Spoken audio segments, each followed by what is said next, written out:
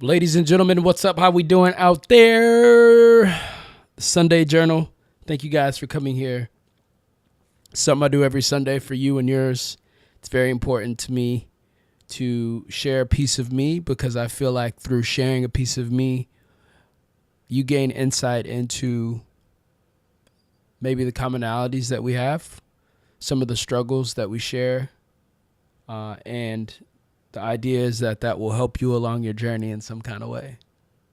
Today, as I always do, I'm going to read from my journal here, handy dandy journal. And this is something that was actually an entry. This was sometime around September of 2015. And if I remember correctly, I was with my teacher finishing up a session. And one of these cards that came up was this card, and it said, "You are on a path. There are signposts. If you're speeding down the path, you will miss the little miracles and treasures that have been placed there." Let me read that one more time. You are on a path. There are signposts. If you are speeding down the path, you will miss the little miracles and treasures that have been placed there. Now, in life, we tend to always be in a hurry, always be on the go, got to get the kids from soccer practice, got to check Facebook 20 million times. It never stops. You literally wake up and you're on the go checking email or whatever it is that you do. And I'm not going to say that that's, we can't completely, get rid of that stuff. That's just part of the nature of the beast, so to speak. But we can pause to reflect on the things that have come up. If we don't create space for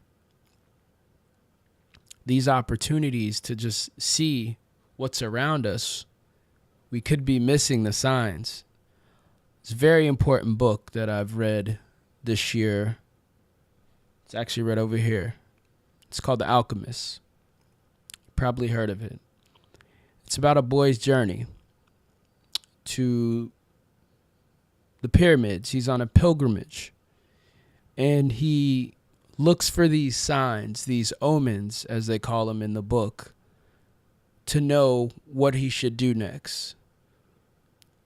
And in life, I believe that the universe, God, our ancestors, they're often showing us signs. Sometimes it comes in the form of intuition. Sometimes it may be a voice. Sometimes it may be a person that comes into your life. And a lot of times we miss those opportunities. They just go right by us. And it's because we're not consciously here. We're not paying attention to what's going on around us. And when we miss those opportunities, when we miss those signs, it's funny because the world has a strange way of just bringing them back to you, and smacking you across the face and saying, "Hey, I'm here. Do you see me? Are you paying attention? This is the route that you're supposed to take, not that route." Oftentimes this can be disguised as defeat or us something happening, something shifting in our lives where we've gone down this path for so long and it's comfortable, and something happens. There's a jolt in the system that shakes up the foundations of everything that we've believed in, some of the things that we've clung to. And in that very moment, we have the opportunity to listen, to be present, and to stop and listen for whatever, whoever is trying to tell us. And it doesn't have to come, like I said, it could come in the form of many ways. It could be a voice. It could be a person. It could be a homeless person on the street. I got a message for you. But if you're not watching, if you're not present, if you're not observant, if you're on a path and you're always speeding down, you're going to miss the signs. So my message today is to be observant. Be observant of your surroundings. Be observant of the people who come into your life and listen. They say you have 2 ears and 1 mouth because you're supposed to listen twice as much as you speak. So listen and see if, like the boy and the alchemist, you see or hear the omens because they're there. We just have to be present enough to listen. Thank you for coming here. Thank you for taking the time.